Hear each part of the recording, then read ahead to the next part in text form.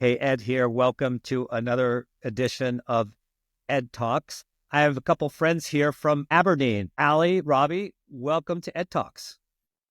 Thanks, Ed. I'm happy to Thank be you. here. So, what I found fascinating the last time we were all hanging out is Aberdeen has deep, epic expertise, and it is largely around a few of you who actually served at Epic for some time. And the two of you specifically have this global experience with Epic, which I found just fascinating, and I wanted to talk about it. So, Aly, let's start with you. Give us a little sense of your background and make everyone jealous by telling them where you live. All right, cool. So I started my career actually in early childhood education, which is pretty fun. But then I pivoted into health IT, working with Epic implementations in the US. And then I started getting really involved and excited in the operational side of things. The opportunity arose to move to Dubai for Epic, and I knew I had to take it. So working there over there, I got to work with the government of Dubai's healthcare system. Was just an incredible chance to not only implement Epic on a global scale, but give me the chance to travel all over the world. So I've been to over 75 countries now. What? Love traveling.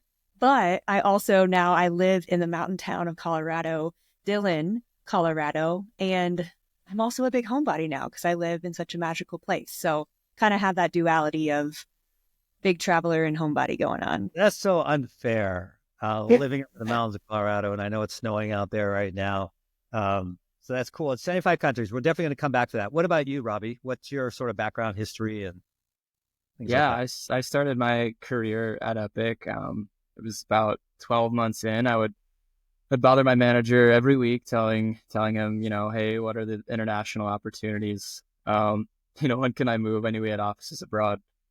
So within about 12 months, 12 to 14 months of starting at Epic, I actually was moving to Dubai. So packed all my possessions and moved over there, stayed for 3 years, had an incredible time, learned a lot. After that, wanted to stay overseas. So I moved to Finland to work on what was called the Apoti project, implementing Epic in Uusimaa, which is the southern region of Finland, right around Helsinki. And then moved back to the United States after that. Did Epic's consultancy program Boost for a couple of years, working with a few U.S. clients, which was fun, especially after working with so many international folks. And then moved into the consulting world with Aberdeen. So yeah, thanks for asking. Excited to Yeah. be here. It's been a good ride so far. Yeah. No, that's so interesting. So, Allison, out of 75 countries, I know it's going to be hard, but tell me what your favorite. Okay, I'm so glad you asked because it's not hard. And your last podcast, you had someone on, I forget the provider's name, from Lebanon. And that Yeah. is my all-time favorite country. I've Interesting. been multiple times and got to spend an extended time there as well too. And I think it's so beautiful. I love the people. I love the culture. I love the food.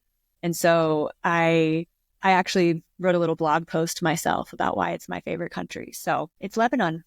Yeah. Oh, I would love to see it if it's still active, your blog and stuff. I'll try to post it in the show notes as well as I know some of your outside hobbies and you have a studio and yoga studio and stuff like that. I will post that as well. Yeah, Lebanon was Dr. George Kakano, who's now the dean at Central Michigan University, a very influential physician in my early career. Yeah, so it was fun to talk to him about Lebanon, although somewhat heartbreaking given what happened during his childhood specifically.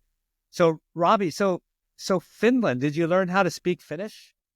I took Finnish classes for the first 6 months of living there, and well, work got so intense, but also Finnish is one of those impossible languages. So there's this whole branch of European languages, and then there's 2 or 3 languages that are totally different. If you ever seen that picture of pictograph of the languages and the way they go. So you have Finnish and Hungarian on their own little route, and then the rest of the European languages all the way on the other side. So I did take lessons. I did try. I know some basic words, and I can always pick up a Finnish accent while in public pretty easily. So that's the skill I've acquired.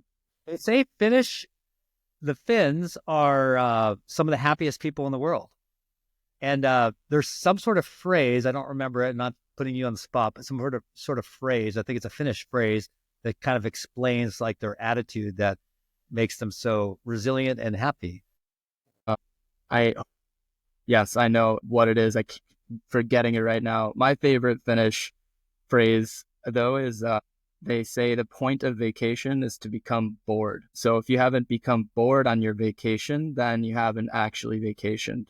You're supposed to want to go home. Everywhere, Aly, and even in Dubai, they always said, he'd say, we're going on vacation for 4 days, and the Emiratis that we worked with would scoff at us and say, 4 days, that's not a vacation. You need at least 3 weeks. So, oh man, yeah, it was. That's pretty interesting philosophy, for sure, and something I think in the West we could certainly learn from. And the Aly, word is sisu. Sorry to interrupt. okay. I remember now. Yeah, it's good. I've studied it a little bit, and because sometimes you think, oh, it's so cold up there, they must be like, unhappy and stuff, but no, it's quite the opposite. Aly, tell us something about that you learned from your sort of these international experiences, that's informed your life today. Yeah. I think from the biggest thing I learned when I was working abroad, kind of more globally for my life, is just the value of those relationships that you build.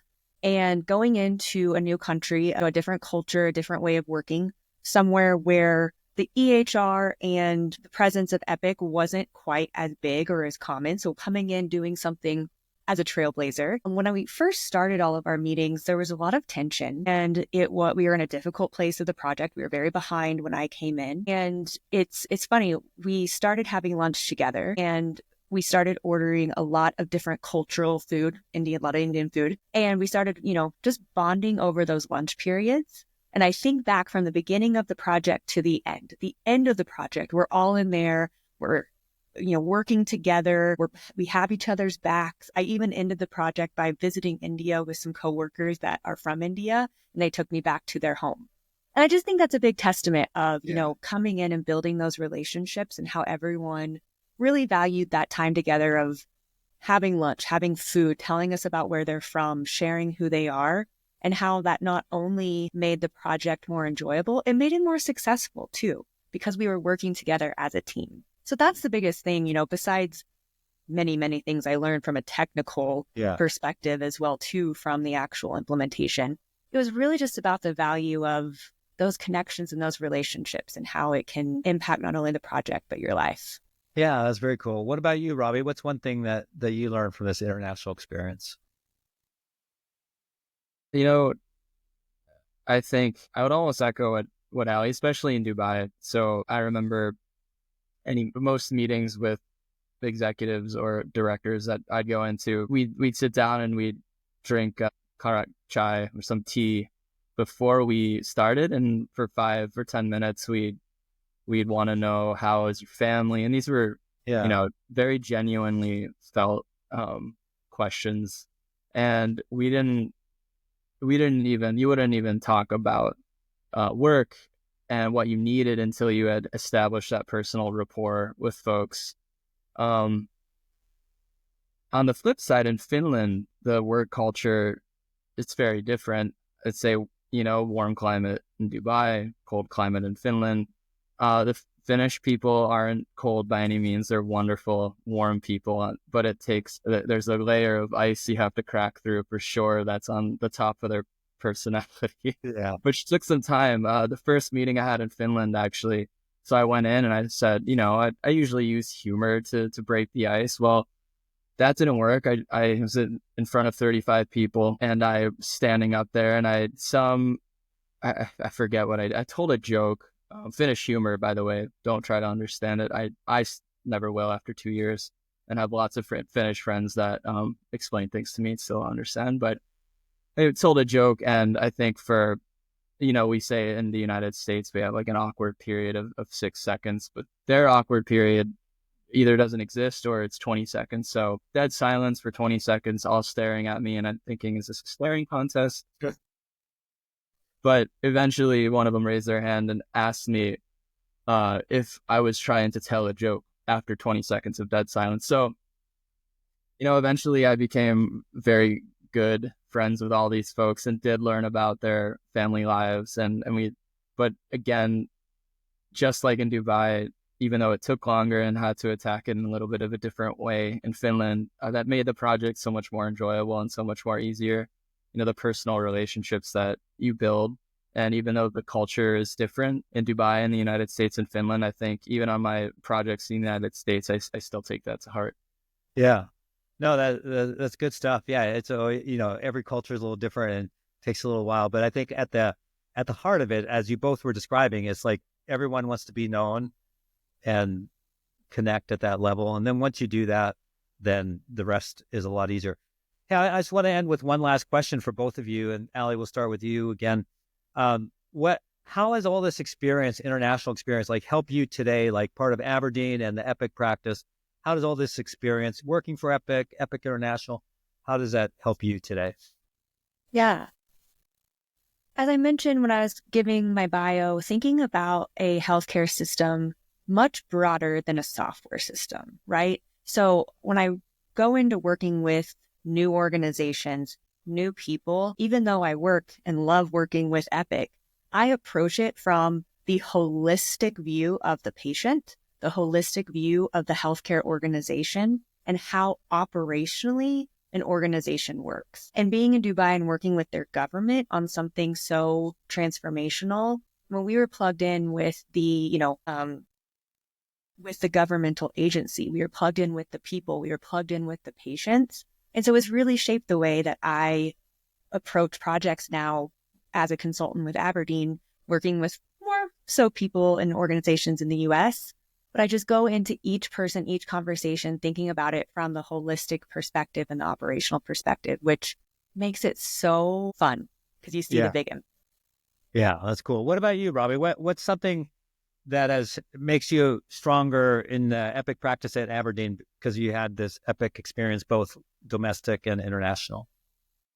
Yeah, I think, as consultants, we often come into a project and we say we might know how to tackle it, how to handle an issue, how to solve a problem. But after working, internationally for 5 years, I think that it can be so humbling when you walk into a situation and you really know nothing. And I see my role primarily as a listener, somebody who needs to learn first before you can assist, instead of coming in thinking that you know the solution. Because 100% when you work abroad in that setting for so long, you just don't know. And even after 3 years in Dubai with Aly and 2 years in Finland, like I would still go back there and I would say, teach me. And that's the approach I like to take.